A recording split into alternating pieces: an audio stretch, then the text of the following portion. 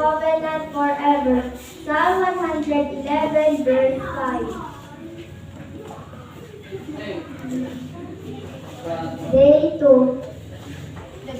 The blameless spend their days under the Lord's care. In days of famine they will encourage. Psalm chapter 37, verse 18 to 19. So whether you eat or drink or whatever you do, do it for God's glory. 1 Corinthians 10, verse 35. Day 5. Pinunani Jesus siya tinapay tibiyag.